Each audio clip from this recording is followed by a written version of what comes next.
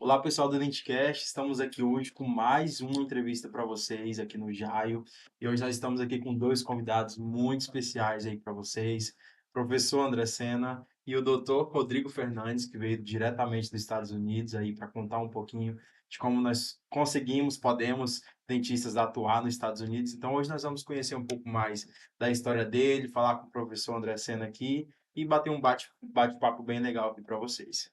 Pode se apresentar para a gente, por favor, vocês. Olá, pessoal.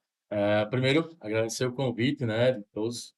Agradecer a todos vocês que me convidaram aí para participar do podcast. Dizer para vocês que é um prazer enorme, é uma satisfação enorme estar aqui, porque vocês, ver o brilho nos olhos de vocês, me faz me sentir jovem de novo, né? Então, eu sou Rodrigo Fernandes, eu comecei a minha jornada, né, 25 anos atrás, lá em Natal, no Rio Grande do Norte, na Universidade de Potiguar. E como todo jovem, né, sempre tive muitos sonhos. A odontologia nos proporciona isso, nos proporciona sonhar. E desde muito cedo eu tinha um sonho de atuar como dentista nos Estados Unidos. Um sonho porque para um jovem, né, com 19 anos parecia ser muito longe. Sim. Mas fiz a minha graduação na Universidade de Potiguar. Depois fui para o mercado de trabalho, como todo jovem, né, porque precisa trabalhar para poder começar a prover suas contas e, né, alcançar os objetivos profissionais. Resolvi fazer a especialização em implante em 2011, comecei em 2012 em São Paulo. Depois eu fiz o mestrado na Universidade de Guarulhos em 2016. Entrei em doutorado, mas aí veio a oportunidade dos Estados Unidos, fui para os Estados Unidos. E em 2019 comecei essa jornada, que é a revalidação do diploma nos Estados Unidos. Em 2021 eu passei no board, que é o exame chamado hoje de INPD, Integrated National Board, que é o exame em que ele mede a nossa proficiência em odontologia, um exame técnico. Entrei na residência em 2025, em janeiro de 2025. E hoje eu estou aí terminando a residência, o segundo ano da residência de odontologia geral. Estou prestes a tirar minha licença nos Estados Unidos em 2, 3 meses mais. A gente vai estar com a licença nas mãos e atuando, né, de fato, Que legal. nos Estados Unidos. Essa é um pouco da minha história, né? Sim. E eu sempre falo para vocês, e o que eu posso dizer para vocês é que é muito legal ver o brilho nos olhos de vocês, participar de um podcast como esse, que a gente pode interagir, conversar mais sobre essa jornada, que aí já são 25 anos. Sim, legal. E Bacana. professor, doutor André Sena, pode se apresentar. Eu sou o professor André Sena, né? Vou contar um pouco da minha história no Grupo AFIA. Hoje eu estou presidente da Jaio, né? Que é o evento que está nos reunindo aqui. Desde já eu fico muito feliz de poder recebendo o professor Rodrigo aqui na nossa Jaio. Mas eu entrei para o Grupo AFIA 25 anos atrás, quando eu estava começando a universidade, o ITEPAC, lá em Araguaína, a convite do fundador desse grupo, Dr. Nicolau, né? E há 25 anos a gente vem trabalhando nas unidades do grupo, né? ITEPAC Araguaína, ITEPAC Porto e agora ITEPAC Palmas, buscando sempre a melhor formação dos alunos na odontologia e tentando sempre enxergar além, né? Então, nesses 25 anos, a gente observou o quanto que a odontologia veio se transformando, o Sim. quanto que a sociedade vem mudando, o quanto que a tecnologia vem mudando e quanto agora a inteligência artificial vem mudando. E a gente percebe muito que antes bastava a competência técnica. E o que a gente percebeu, o que eu pude perceber ao longo desses 25 anos, é que hoje a competência técnica é um dos requisitos. Como a gente estava falando, precisa de diversos outros requisitos, precisa das soft skills, de competências sociais, de outras competências. Então, retornando para a nossa JAI, o que a gente busca nesse evento é proporcionar uma visão integral da odontologia, né? Uma formação científica sólida, mas não esquecendo de que a organização de um evento desse, que é feita de alunos para alunos, ela envolve todas as outras competências que são necessárias. Sim. Trabalho em equipe, organização, gestão, controle financeiro, network, relações sociais, né? E tudo isso permeado com muita tecnologia. Então, num evento como esse, a gente tenta consolidar, reunir todas essas características para que os alunos possam ter cada vez mais uma formação melhor e mais adequada e preparada para os novos tempos e para os tempos que ainda virão. Que legal. Bacana. E assim, como que surgiu essa amizade de vocês, o convite para o doutor estar aqui hoje? Como é que foi isso, assim? Foi bastante interessante, foi por meio de amigos em comum, É? né? Amigos que a odontologia nos trouxe, né, nessa. Então, é um querido amigo nosso, aliás, na realidade, é meu sócio, professor Rodrigo Diodian, que esteve na Jaio do ano passado, que é uma amizade em comum. Sim. Quer dizer, é uma em comum, não, é uma das muitas em Muitas, comum, e depois a gente foi descobrir que temos vários amigos em comum, e ele que fez essa aproximação, é, e, e foi uma aproximação de muito sucesso, a empatia, né? E logo a gente percebeu com muita afinidade, né? Com uma origem, uma trajetória sempre de muito trabalho, por caminhos diferentes, Sim. mas são essas coisas boas que a odontologia nos promove ao longo da carreira. Sim. Bacana. E o mais importante é que, primeiro, mandar um abraço aqui para Rodrigo. Deixa eu brincar com ele, né? Falar que todo Rodrigo é gente boa. Mas ele é um amigo, né? Colega de profissão, mas um amigo, né? E uma grata surpresa, né? Que a odontologia que Deus me deu. Eu tenho a oportunidade de conviver com o Rodrigo. E a gente vai descobrindo ao longo da jornada, e eu acho que isso é o mais interessante, ah, que os valores, ou quando nós temos os mesmos valores, as pessoas elas vão se agrupando, né? A vida vai tirando, muitas vezes, quem não pensa muito igual e vai nos trazendo pessoas que pensam, que têm os mesmos valores e propósitos. Sim. E à medida que a gente vai avançando, que a jornada vai ficando mais longa, a gente começa a ficar um pouco mais experiente, a busca é sempre por um propósito, né? No começo, a busca não é pelo propósito, a gente busca skills, busca habilidades, especialidades, enfim. Mas depois de um certo tempo, depois de uma certa estrada, o propósito nos une muito pessoas. E eu acho que isso foi o ponto principal, é o ponto principal, um dos pontos principais que me uniu primeiro, né, a Rodrigo, e aí nós fizemos uma amizade de verdade. E depois ele falou, tem uma pessoa para lhe apresentar. Eu falei, pois não. E até brinquei, falei, vindo você deve ser muito gente boa. E aí ele me apresentou o André e a gente começou realmente a conversar e descobrimos que nós temos muitos propósitos em comuns. E é sobre isso. Bacana. O Rodrigo também é nos Estados Unidos, mora lá também. Sim, ele é professor na UT Health, ele mora hoje em Houston. E nós nos encontramos nos caminhos, né? Tivemos algumas parcerias, mentorias, enfim. Ajudei ele no board também, no IMD. E as conversas vão e a gente começa a trocar ideias, né? E aí foi onde surgiu aí a amizade, né? A aproximação com o André. E eu falei até para ele, falei, eu imaginava que era uma grata surpresa, mas é muito mais do que eu imaginava. Assim. Então foi mais ou menos isso. Foi uma coisa muito natural, assim, muito dinâmica. E deu certo, né? Opa! Assim, Né? E a gente teve a grata, né? A gente teve a satisfação de poder receber o professor Rodrigo aqui na Jaio, que é um E nós, né? e vocês, satisfação é minha. Muito grande. exatamente, né? Aliás, o podcast de vocês, eu sempre falei desde o início, né? Desde o início eu chamei vocês lá e falei assim, ó, isso aí é algo de muito futuro e muito sonho. Foi você, uma das primeiras pessoas que nos apoiou ali na Sim, rede sociais. verdade. Então, e hoje estamos aqui, né? Pois A é. gente canta parabéns. Obrigada. Então, doutor Rodrigo, vamos começar com um assunto que, para muitos, né, tem dificuldade, procuram entender, quer saber sobre o assunto, é como atuar, né, nos Estados Unidos, Sim. onde vocês trabalham também, né? Então, vamos dar umas dicas para o pessoal, né, ver quais são as dúvidas, São muitas, né? muitas, até para nós mesmos, né? Sim. Então, vamos lá. E Ah, fala para nós, qual foi os primeiros passos para poder você ir para os Estados Unidos para poder atuar? o primeiro passo é o sonho. E ontem, quando eu desembarquei no aeroporto, e eu vi os meninos, eu me emocionei, porque a gente vê o brilho nos olhos de cada um de vocês que são jovens, que estão começando a carreira agora. Uma carreira que é extremamente satisfatória, que nos gera uma satisfação pessoal muito grande e que nos faz sonhar. A odontologia, por mais que muitos possam dizer que tem muita gente, está saturado, e a gente já escuta isso há um certo tempo, acho que desde muito tempo atrás.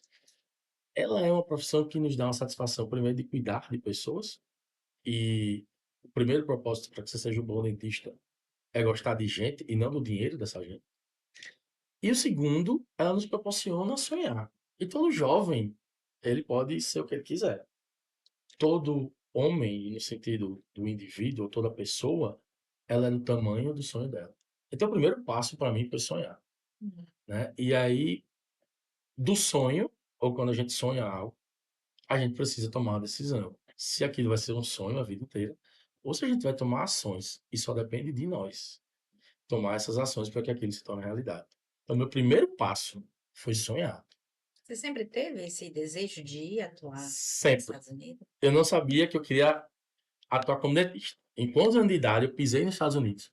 Eu pisei com 11 anos de idade. E eu senti o cheiro do país. Eu falei, eu quero morar aqui. Eu não sei como, mas eu vou morar aqui. Então eu tinha vontade de morar nos Estados Unidos, mas eu não sabia como é que eu ia realizar aquilo tudo. E quando eu entrei na odontologia, eu falei, eu quero ser dentista nos Estados Unidos. Mas eu também não sabia como fazer tudo aquilo, né? Mas eu tinha um sonho. E aí o sonho fica guardado até que você comece a buscar os caminhos de uma forma incipiente, porque não existiam informações. Em ano 2003, quando eu me formei, não existia nenhum tipo de informação. Mas o sonho ficou lá, esperando a oportunidade, né? E foi isso, basicamente. Primeiro o sonho e depois começar a maturar tudo isso e tomar pequenas ações para que isso fosse se tornando realidade, né? Mas a história, a primeira coisa, sonho. Desejo. Esse foi o primeiro ponto. E depois, no final, eu vou contar a vocês por que que eu não falo o resto da história do sonho. Mas no final você. Exato. E o que foi mais difícil assim no começo? Documentação, idioma, adaptação. O mais difícil no começo foi entender que eu precisava recomeçar. Porque quando a gente se muda, ou quando a gente tem uma proposta de mudar de país, pode ser de estado, de país ou de cidade, devido ao guardar as devidas proporções, nós precisamos entender que nós vamos recomeçar. E recomeçar dói. Imagine você vai ter que se adaptar a uma nova cultura, a uma nova língua, e no começo a um novo trabalho. E a gente não pode ter a ilusão que vai chegar num país e que uma semana depois a gente vai estar atuando em um consultório como dentista e tendo a mesma vida que a gente tem no Brasil. Então, o mais difícil não é muitas vezes o dia a dia, no sentido de que isso a gente vai adaptando, mas se acostumar com a ideia de que você precisa recomeçar e recomeçar do zero é mais difícil.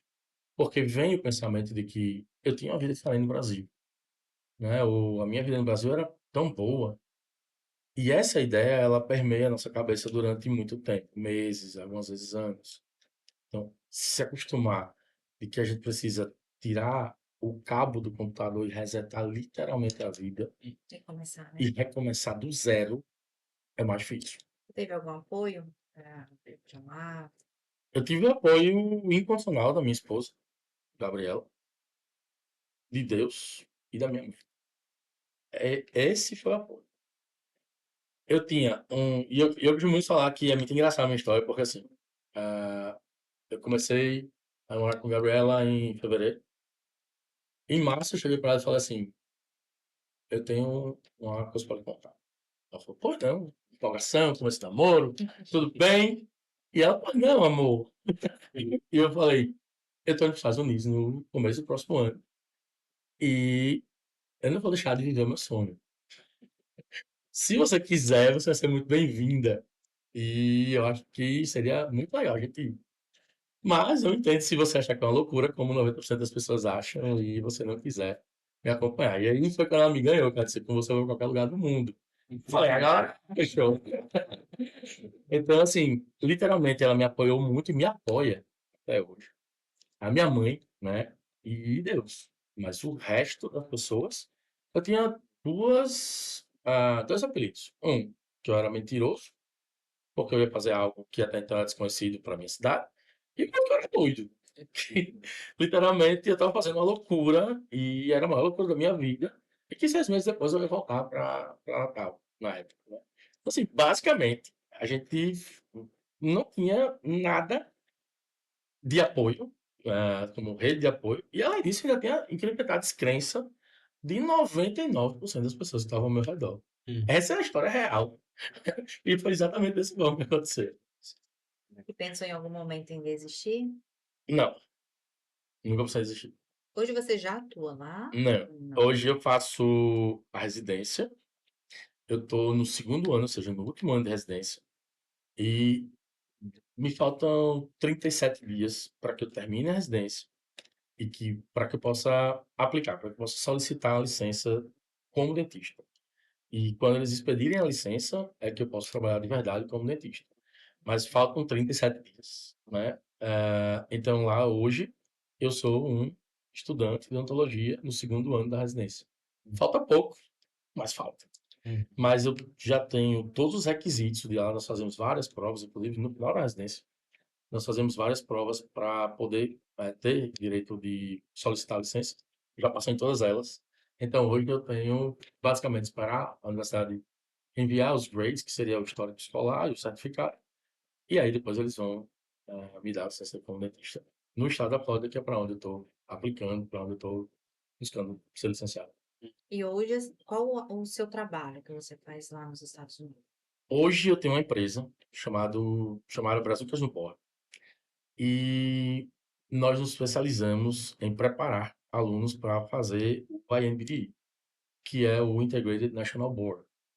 E essa prova, ela é uma prova que, para a maioria das universidades, tipo 85%, 90% das faculdades, elas exigem que o estudante internacional, que é o meu caso, o caso de qualquer pessoa que não seja from, ou que não seja da escola dental, dental school, da universidade ou da faculdade de odontologia americana ou canadense, eles exigem que a gente passe nessa prova para que a gente possa fazer e postular uma vaga. Então, a gente precisa passar na prova do board, a gente precisa fazer um teste de inglês chamado TOEFL, para que a gente possa postular, a gente possa se candidatar a ser um aluno. Porque lá as universidades nos escolhem.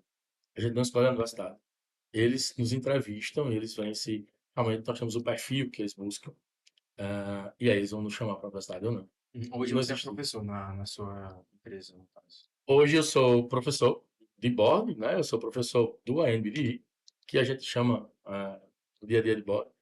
E a minha empresa, né? Então hoje eu tenho um desafio triplo, quadro, na verdade. Eu preciso ser dono de casa, eu preciso ser residente, eu preciso ser professor e eu preciso tocar a empresa que é o Brazucas, né? E demorou muito tempo para você conseguir falar o inglês fluente, por exemplo? Até hoje eu não falo. Tô brincando. Eu costumo muito brincar que todo migrante vai ter algum tipo de problema. A gente nunca vai se falar inglês perfeitamente. Eu tenho um sotaque muito nordestino, né? Então eu costumo brincar que eu falo nordeste em inglês. Eu falo. Então, assim, eu tenho uma facilidade muito grande, né, no sotaque, porque eu tenho um acento muito nordestino. E então, assim, eu tento buscar ou tento me fazer melhor no dia a dia.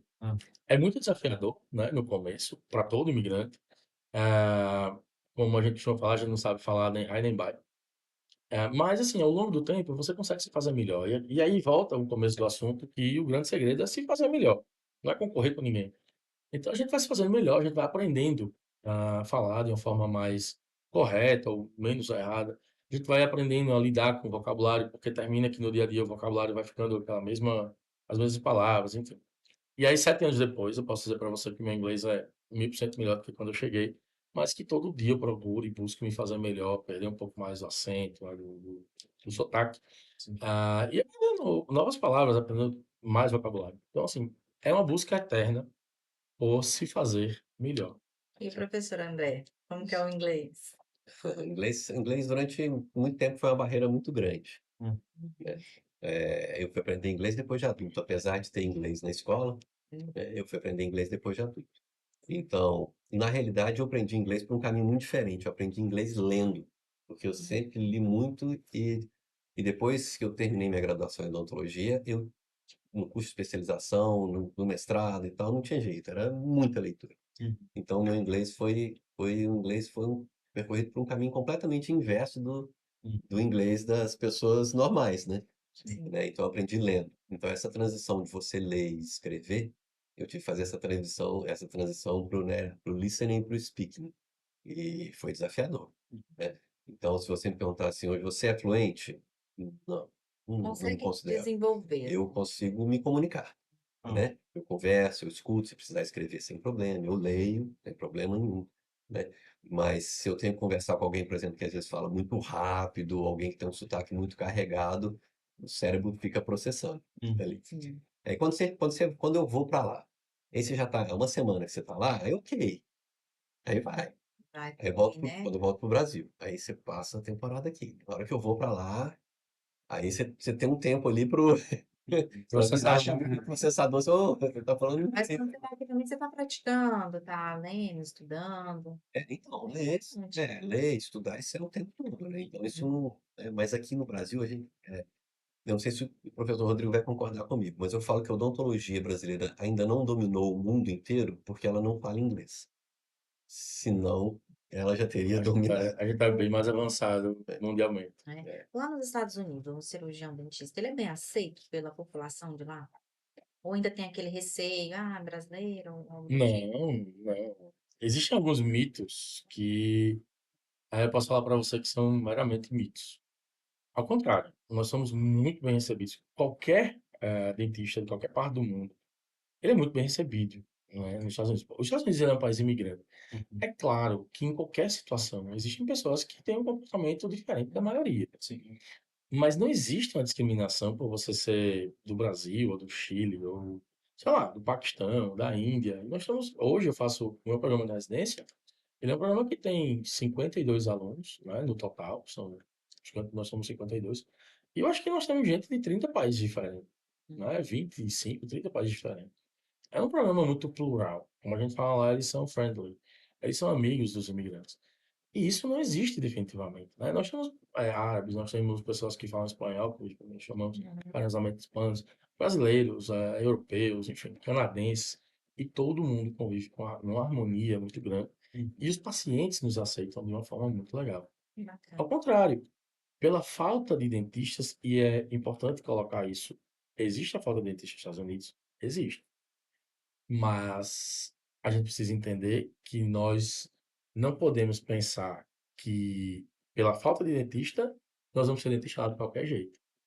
Eu Sim. costumo falar muito assim: os Estados Unidos falta dentista, ele quer dentista, mas ele não quer do jeito que nós estamos. Uhum. Eles querem do jeito deles.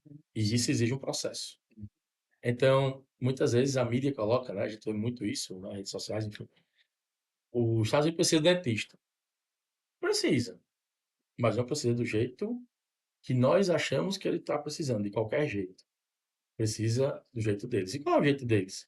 Fazer todos os steps, passar por todos os processos, falar o inglês fluente, ir para uma universidade, ser treinado da forma que eles pensam, aí depois sim, eles precisarem da gente. Então, assim, Existe um processo, né? exato, pelo fato do país precisar, realmente, existe fila de espera. A fila de espera no meu estado, eu moro no estado de Nova York hoje, 30 mil pessoas para ser atendido. O país precisa, mas não precisa do jeito que nós estamos, cruz. Sim. Precisa depois que você passe por um processo. E esse processo é um processo longo. Então, não existe preconceito ou coisa do tipo. O que existe é que as pessoas, elas necessitam, muitas vezes, e é incomum isso. Você vai no médico, ou você vai na farmácia, e você se identifica, fala, qual é a tua profissão? Você fala, eu sou dentista. Fala, obrigado, obrigado por você estar aqui. Não vai embora da minha cidade, porque a gente precisa de vocês. Pela longa fila de espera que existe de pacientes. Isso é surreal. Imagine, eu fui no oftalmologista e tal, e a mulher falou, você é dentista? Eu falei, sou obrigado por você estar aqui. Não vai embora da minha cidade.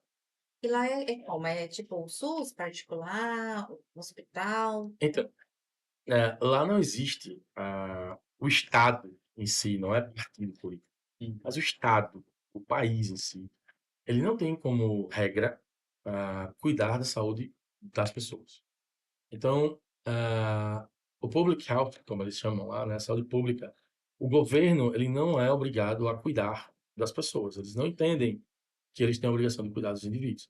Ele não entende, não passa na cabeça do americano que alguém que paga imposto, né? Eles têm tudo isso muito claro. Alguém que paga um imposto tem que pagar o tratamento de saúde de uma pessoa que não paga a mesma quantidade de imposto, ou alguém que paga imposto que se cuida, tem que pagar o tratamento de alguém que não se cuida, por exemplo. Isso são exemplos que eu estou dando aqui, de forma aleatória. Então, eles não têm isso como uma filosofia, né? Eles não pensam dessa forma. Então, não existe o Sistema Único de Saúde, o SUS, por exemplo. Uhum. Então, você tem que buscar uma operadora de plano de saúde, né? Um insurance, Uhum. que seria um plano de saúde. E existe um modelo lá de cuidado para pessoas de baixa renda, que eles chamam de low income. E aí seria o modelo do Medicaid, né? Que aí é o quê? Ele avalia o que você consegue bancar da sua vida, o que você consegue receber, quanto você recebe anualmente. E aí, se você recebe um valor baixo, o governo, aí sim, tem uma estrutura bipartite, que é o governo federal e estados, em que eles estabelecem uma cobertura mínima para aqueles indivíduos que não têm uma renda considerada uma renda média, ou seja, um indivíduo de classe média. E aí eles são chamados de low income, são indivíduos, né, que seria no português pobre. Uhum. Então, esses indivíduos eles são cadastrados pelos governos, e aí o governo estadual é responsável por isso. E o governo chega para um plano de saúde e fala assim: ó, eu tenho aqui 30 mil pessoas que eu quero que você cuide. 29. Uai. Vamos lá. Então, deu certo agora? Rápido, deu certo? Certo, né? Mas aí, vamos lá? Você sabe? Pode continuar. Então, a a estrutura lá, o indivíduo, o governo vai chegar para um plano de saúde, uma operadora de saúde, e vai falar: eu tenho aqui 30 mil pessoas que eu quero que você cuide dessa forma. Ele estabelece protocolos, parâmetros de atendimento. Uhum. E aí essas pessoas elas vão ter essa cobertura que vai ser pré-estabelecida pelo Estado, né? E o Estado vai dar a esses pacientes ou a esses indivíduos, ele vai dar essa cobertura mínima por uma seguradora ou por um operador de saúde. Então, o Estado ele não tem a obrigação de cuidar do indivíduo. A gente não tem uma odontologia pública lá. O que nós vamos ter é alguns centros comunitários de saúde são incipientes em alguns estados, principalmente Massachusetts e Califórnia. Mas nós vamos ter alguns centros comunitários de saúde que seriam equivalentes aqui a, ao posto de saúde, a USB, junto com o CEL, que aí ele faz básica e média complexidade. E nós vamos ter as universidades, que na verdade são instituições sem fins lucrativos e que aceitam esses planos de saúde, ou aceitam os pacientes que a gente chama lá os Medicaid. Então, esses pacientes, eles são pacientes que o governo paga uma tabela baixa para os profissionais, muitos não aceitam na clínica privada, né, esses planos. Então, basicamente seria isso. Você tem a opção de ter um consultório e aceitar o Medicaid.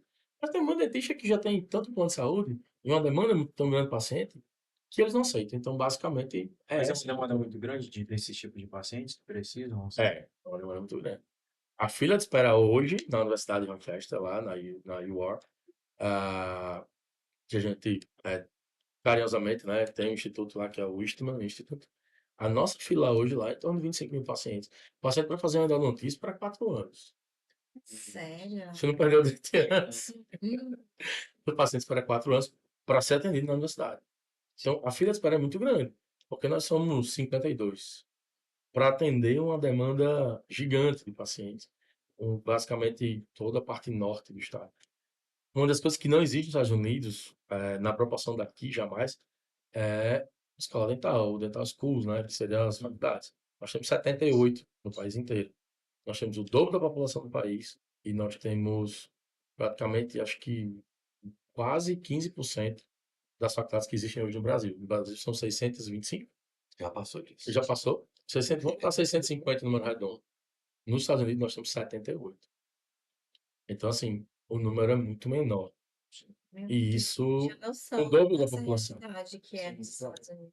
O Brasil hoje é o maior produtor de dentista do mundo. O Brasil hoje é o maior produtor de dentista do planeta. Isso é um fato. Assusta qualquer pessoa que está Essa fora. fila dessa quantidade de pessoas esperam 4 anos esperando para fazer um tratamento. Não tem. E aí isso entra no contexto do que a gente fala numa jornada como essa. E o É governo você entender o que está acontecendo no mundo Sim. e as realmente, oportunidades que surgem a Isso partir daí. né? Né? Você perguntou sobre se o dentista é valorizado. Então, isso que ele falou dos Estados Unidos, não é só nos Estados Unidos. No Canadá, talvez seja igual, até mais, que são Também. 9 faculdades, se não me engano. Tem Sim. que conferir esse número, não tenho certeza, mas é por São aí, são 8 faculdades, oito. né, especificamente. Né? Mas quando você vai para outros lugares, outros países, na hora que você fala que você é dentista, ou, Isso. né?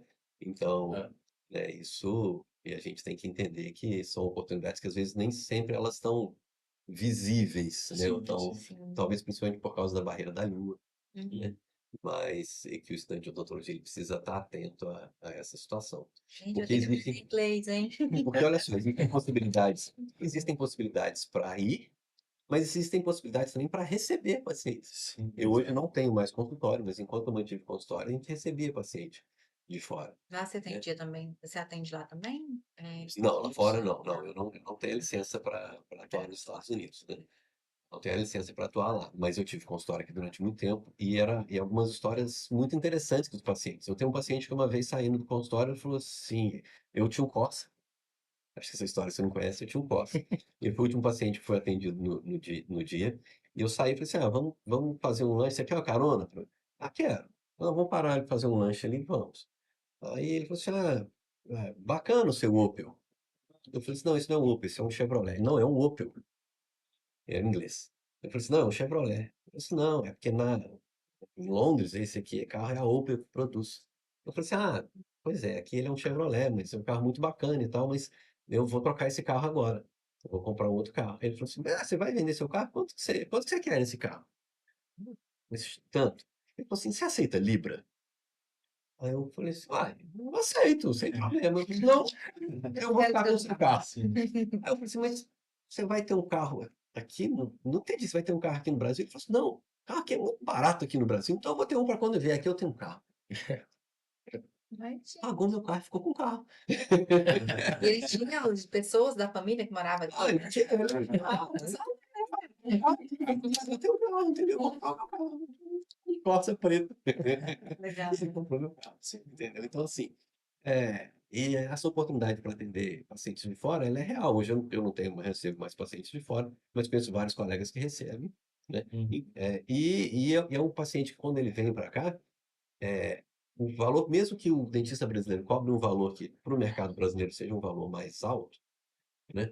Para o público que tem uma renda mais alta lá fora, não faz diferença. Uhum. Então, eu lembro que tem paciente que fala assim, não, vem para cá, eu faço tratamento dentário, faço turismo, né? Uhum. E fica mais barato ainda do que fazer o tratamento lá fora. Então, o que o estudante de odontologia precisa entender é que existem diversas oportunidades no mercado Sim. internacional. Se eventualmente ele não quer ir para fora, esse não é o desejo, quem sabe ele não vai ter. Ontem instruí um amigo, né, Sim. sobre E isso, né? existe muito isso, né? Muitos pacientes de fora vêm para cá para fazer o tratamento, né? Por ser mais barato, né? E eu, há algum tempo atrás, eu estava no conselho, lá na palestra do Dr. Juliano do Vale, no CIOSP de 2024, e eles falaram que a intenção do conselho era fazer a internacionalização da odontologia brasileira, né? Então, existe um movimento, e eu acredito que esse movimento ainda vai aumentar bastante, tanto de dentistas indo, né, quanto outros movimentos de internacionalização da odontologia brasileira. Porque, né, essa demanda tão grande para atendimento lá, o governo, não sei, não poderia facilitar os atendimentos? Não. E isso é um ponto que a gente precisa entender. A forma como as culturas pensam. Essa demanda, ela é uma demanda que hoje ela está exacerbada, mas ela é uma demanda que o país pensa que é necessário ou que ela se faz necessária sempre.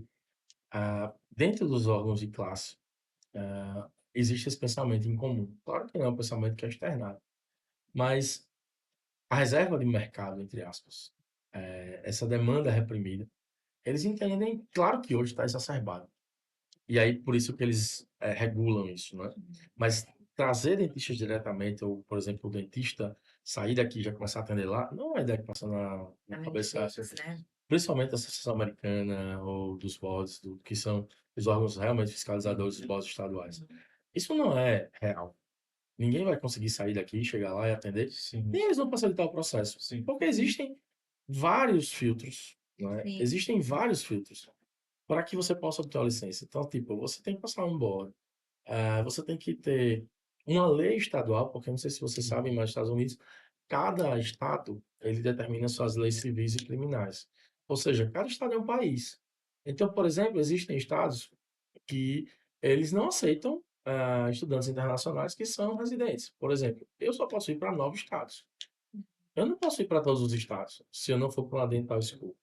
Sim. Então, tipo, a dental school significa dizer voltar para a faculdade, voltar para o programa de Sim, graduação. Quando você faz uma residência, você tem a sua licença aceita em 9 estados, por exemplo, né? Agora abrindo mais 2 estados, acho que um ano atrás. Mas basicamente existem uma série de filtros que regulam essa demanda sim. e que não é tão simples, e às vezes a gente escuta falar, ah, eu vou, eu já escutei, a gente escuta muita abobrinha aí, né? Mas, ah, eu vou fazer uma ação diplomática para abrir para dentista brasileiro. Gente, vamos ser razoáveis aqui. O mundo inteiro quer trabalhar nos Estados Unidos. O mundo E de inteiro. dentistas para lá, né? Ingleses, alemães, japoneses, o mundo inteiro. Uhum. Por mais que nós tenhamos aqui o que o brasileiro ele tem um skill, não se vai abrir uma exceção. Isso é surreal. Sim. Então, assim, a gente precisa entender que a questão maior jamais vai ser facilitar o processo da parte deles. A questão maior talvez seja a gente se fazer melhor ao longo da graduação. E esse, para mim, hoje é o ponto principal para nós, dentistas brasileiros, porque os skills, as qualidades, nós atendemos muito, vemos pacientes, nós somos muito bons nas qualidades.